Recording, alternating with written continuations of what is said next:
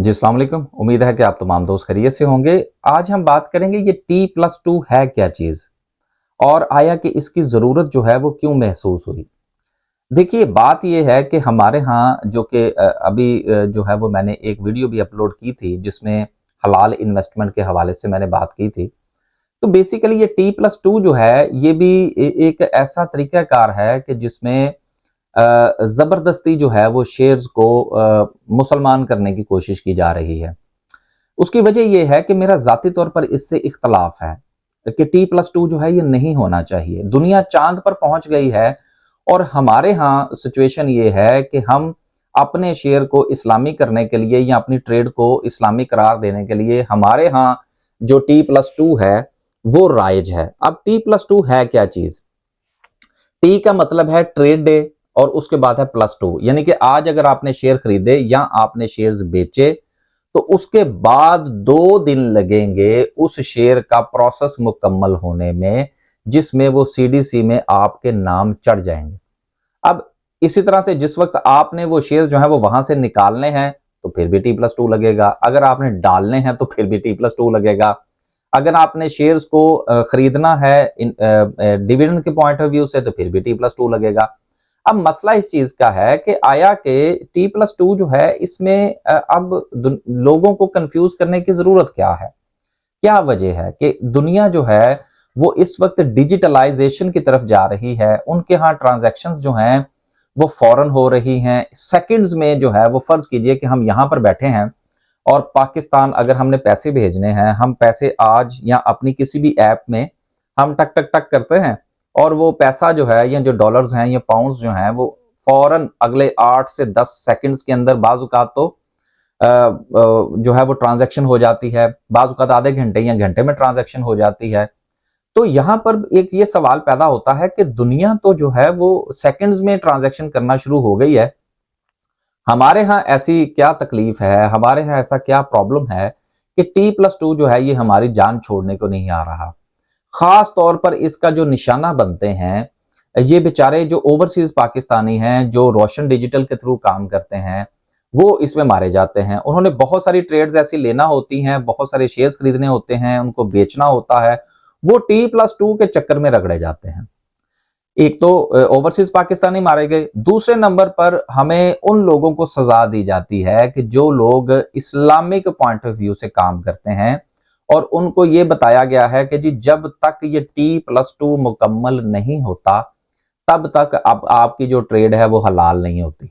ये सुनने में आया है, मुझे डायरेक्ट किसी ने नहीं कहा, क्योंकि मेरा तो बहरहाल इस पे इख्तलाफ है कि देखिए बात यह है कि T+2 जो है क्या इसको हम खत्म नहीं कर सकते? क्या हम कोई ऐसा निजाम वज़ा नहीं कर सकते कि जिसमें एक नेटवर्किंग हो और नेटवर्किंग के तहत जो है वो कंपनीज का डाटा और कंपनीज जो हैं वो स्टॉक एक्सचेंज के साथ मुंसलिक हों, सीडीसी के साथ, एनसीसीपीएल के साथ हों। जब ये इदारे जो हैं ये काम कर रहे हैं तो क्या इनका जो नेटवर्क है वो इतना फास्ट नहीं किया जा सकता कि जिस दिन आप ट्रेड लें या जिस दिन आप ट्रेड जो है वो बाय की लें या सेल की लें तो ऑटोमेटिकली सबके हाँ जो है ये निजाम मुकम्मल हो जाना चाहिए। आया इसमें 2 दिन क्यों लग जाते हैं? मिसाल के तौर पर अगर आप क्रिप्टो करेंसी है वो आप खरीदते हैं, आपने उसी वक्त खरीदी, आप उसको अपने वॉलेट में ले लीजिए, बात खत्म, उसी वक्त ट्रांसफर हो जाती है, वो आपकी ओनरशिप में आ जाती है, आप चाहें तो उसको आधे घंटे के बाद बेच दें, बात खत्म। लेकिन पाकिस्तान में क्या है कि हमने T+2 जो है ये ऐसा एक ढोल जो है वो अपने ट्रेडर्स के गले में बांध दिया हुआ है सिर्फ और सिर्फ इस चीज को जस्टिफाई करने के लिए कि जी आपने जो ट्रेड लेनी है वो इस्लामिक उसी सूरत में होगी कि जब उसमें T+2 के तहत वो कंपनी के खाते में चढ़ेगी, फिर वो देन जो है वो आपका सारा का सारा मामला जो है वो मुकम्मल होगा। तो उस बंदे को ट्रेड करने के लिए 2 दिन का इंतजार करना पड़ता है। अब मसला इस चीज का है कि ओनरशिप जो है इसका टाइम के साथ कोई ताल्लुक नहीं है। अगर ओनरशिप जो है वो विद इन सेकेंड्स आप मुकम्मल कर देते हैं तो वो जो एक जो हमारा सबसे बड़ा नुक्ता है कि जो शेयर आप बेचें वो आपके नाम पर होने चाहिए, वो हमारी जो जरूरत है वो पूरी हो जाती है। हमारे यहाँ क्या वजह है कि हम अभी तक ये सिस्टम क्यों नहीं डेवलप कर पाए? मैं इस वीडियो के तवज्जुद से भी और जो भी दोस्त अहबाब इसको देख रहे हैं उनसे भी मैं ये गुजारिश करूंगा कि आप भी सोशल मीडिया पर ये बात कीजिए और हमारे जो हुकामे बाला हैं, एससीसीपी है, हमारा जो सीडीसी है, हमारा एनसीसीपीएल है, पाकिस्तान स्टॉक एक्सचेंज है, हमें इनको ये बताना चाहिए कि भाई कोई ऐसा सिस्टम आप राइज कीजिए कि ये T+2 का मामला खत्म हो।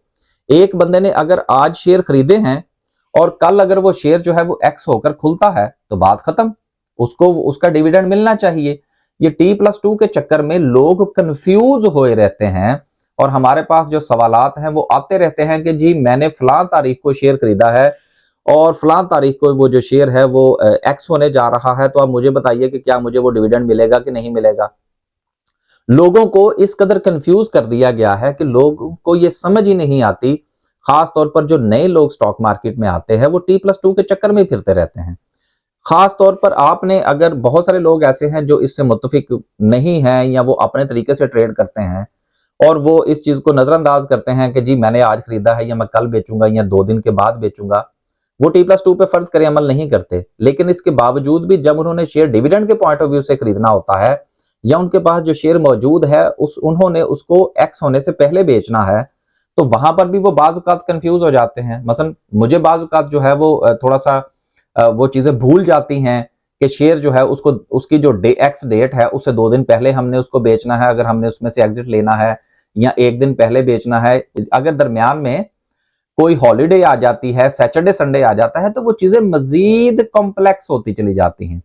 अब वो जो T+2 है, क्योंकि उसका ताल्लुक तो वर्किंग डेज के साथ है, अब दरमियान में सैटरडे संडे आ गया, उसके बाद फर्ज कीजिए कि उसने एक्स होना है मंडे वाले दिन, मिसाल के तौर पर मंडे वाले दिन की उसकी तारीख है जी, ठीक हो गया जी। अब मंडे वाले दिन की अगर उसकी तारीख है तो वो तो वर्किंग डे कंसीडर होंगे दो, तो फिर वहां पर भी लोगों को कंफ्यूजन हो जाती है कि हमें शेयर कब खरीदना है और कब बेचना है। तो ये सारी आज की जो है ये गुफ्तगू करने का मकसद ये है कि ये T+2 जो है ये महज एक जो है वो अपने आप को सिर्फ सेटिस्फाई करने का एक तरीकाकार है। असल में जो नालायकी है वो इस सिस्टम की है कि जो इस ट्रांजैक्शन को विद इन अ डे मुकम्मल नहीं कर पाता। अब ये वो दौर तो है नहीं कि जिसमें फिजिकली रजिस्टर्ड बनते हैं, खाते बनते हैं, लेजर्स बनते हैं, जहां पर एक बंदा बैठा है और उसने जो है वो चीजों को नोट डाउन करना है कि जी किसने शेयर खरीदे, किसने बेचे। आपको याद होना चाहिए शुरू में जिस वक्त बोलियां लगा करती थी स्टॉक मार्केट के अंदर, तो उस वक्त तो लोग फिजिकली बोलते थे और लोग फिजिकली उसमें अपनी बिड जो है वो प्लेस करते थे कि मैंने ये शेयर खरीदना है या नहीं खरीदना। फिर वो जो था वो लेजर जाता था, फिर वो खाता चढ़ता था। अब तो मामला डिजिटलाइज है।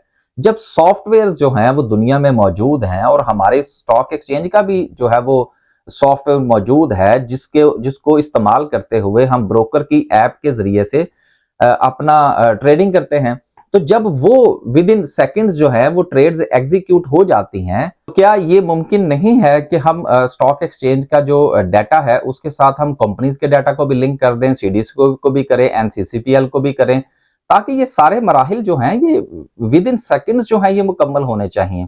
तो गुजारिश ये है कि सीडीसी से भी और हुकाम बाला से भी कि ये T+2 जैसे लोगों की जान छुड़वाई जाए, लोगों को ऑन टाइम डिलीवरी और ऑन टाइम उनकी जो है वो सेल्स और परचेज होनी चाहिए और उसका डाटा जो है वो कंपनी के लेजर के साथ भी मुंसलिक होना चाहिए।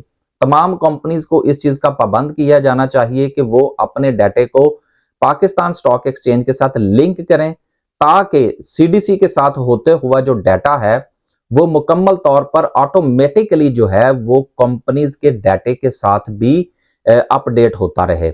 जितनी भी सेल्स परचेज हो उस कंपनी के हवाले से जितने भी शेयर्स बिकें वो मुकम्मल तौर पर वो कंप्लीट ट्रेड होनी चाहिए, ताकि कंपनीज को भी पता लगे कि कितने शेयर्स आज कितने बेचे, कितने खरीदे, और at the end of the day जो आपके पास डाटा आए वो ऑटोमेटिकली जो है वो शेयर्स जो है वो उस बंदे के नाम के ऊपर चढ़ चुके हों। अगले दिन वो अपनी मर्जी से जो चाहे करे कि उसने रखने हैं रखने, बेचने हैं बेचे। एक्स की डेट जो है ये भी इसी तरह से होनी चाहिए और ये T+2 का जो चक्कर है इसमें से लोगों को निकालना चाहिए। दुनिया जो है वो अपने आप को आसानियों की तरफ लेकर जा रही है और हम अभी भी डिजिटलाइज अपने आप को करने के बावजूद भी, ऑनलाइन ट्रेडिंग में आने के बावजूद भी हमारा जो मसला है वो अभी तक ये T+2 में फंसा हुआ है। हर आने वाला नया ट्रेडर बेचारा जो है वो इसका शिकार होता है, उसको समझ ही नहीं लगती कि उसके साथ क्या हो रहा है। आखिर में मैं सिर्फ ये एक गुजारिश ये करना चाहूंगा कि आखिरकार ये जितने भी दोस्त अहबाब या हम जैसे लोग जो इस चीज की तलाश में होते हैं कि यार हम जो भी ट्रेड कर रहे हैं वो इस्लामी होनी चाहिए, तो ये ऐसा क्यों है कि अगर कोई बंदा इस्लामिक सिस्टम में जाने की कोशिश करता है तो उसको उसकी सजा क्यों दी जाती है? अगर वो इस्लामिक बैंकिंग सिस्टम में जाने की कोशिश करता है तो वहां पर उसको जो गाड़ियों की लीज या घरों के लिए जो उसको कर्जा जात दिए जाते हैं वो कन्वेंशनल बैंकिंग की निस्बत महंगे क्यों होते हैं? फिर अगर वो अपना पैसा जो है या किसी ऐसे इंस्ट्रूमेंट में डालता है जो कि इस्लामिक है, जिसको बताया जाता है कि जी ये इस्लामिक इंस्ट्रूमेंट है, तो उसका जो प्रॉफिट होता है वो कन्वेंशनल की निस्बत कम क्यों होता है? इसी तरह से अगर आप स्टॉक मार्केट में काम करते हैं तो जो बंदा T+2 को फॉलो करता है उसको इतने मराहिल में से क्यों गुजरना पड़ता है? क्या हमने लोगों को ये सजा देनी है कि वो इस्लामिक सिस्टम को जो फॉलो कर रहे हैं उनको उसकी सजा दी जाए, उनको प्रॉफिट कम दिए जाएं, या जिस वक्त वो कोई चीज इंस्ट्रूमेंट लेने के लिए जाएं तो उनको वो महंगे दिए जाएं? आखिर ऐसा क्यों है? हालांकि हमें तो चाहिए कि हम सिस्टम ऐसा वज़ा करें कि जिसमें जो लोग इस्लामिक के हवाले से आए उनको आउटपुट कन्वेंशनल की निस्बत अच्छा मिलना चाहिए। अगर वो कोई कर्जा जात लेने के लिए जाते हैं या कोई इंस्ट्रूमेंट उठाते हैं इस्लामिक बैंकिंग से तो वो उनको कन्वेंशनल बैंकिंग की निस्बत सस्ता मिलना चाहिए। अगर वो तकाफुल की तरफ जाते हैं या वो इंश्योरेंस जो है वो उसकी तरफ नहीं जाते, क्योंकि इंश्योरेंस और तकाफुल दोनों में आपको पता फर्क है। अब मेरी इसके बारे में क्या राय है वो एक अलग मौजू है, लेकिन मैं सिर्फ और सिर्फ ये गुजारिश करना चाहता हूं कि जितने भी दोस्त अहबाब जो लोग भी इस्लामिक सिस्टम को फॉलो करना चाहते हैं उनको सजा नहीं मिलनी चाहिए। इस्लामिक बैंकिंग के खातेदार को सजा मिलती है, उसको कम प्रॉफिट दिया जाता है कन्वेंशनल वाले की निस्बत, सिर्फ ये बताने के लिए कि जी चूंकि ये इस्लामिक है लिहाजा इसमें प्रॉफिट कम होगा। क्यों भाई, बरकत कहां से उठ गई? अगर चीजें इस्लामिक हैं तो फिर तो बरकत होनी चाहिए, फिर तो उसमें प्रॉफिट की रेशो ज्यादा होनी चाहिए। आप उसको सजा देते हैं। इसी तरह से अगर वो अपनी गाड़ी की लीज के लिए जाता है या घर के लोन के लिए जाता है तो वो आप उसको महंगा देते हैं कन्वेंशनल की निस्बत। क्यों? इसलिए कि जी वो इस्लामी है। यानी कि जब वो लेने के लिए जाए तो उसको चीजें महंगी दी जाए इस्लामिक का कह के, और जब उससे लिया जाए तो उसको कम पे किया जाए इस्लामिक का नाम लेकर।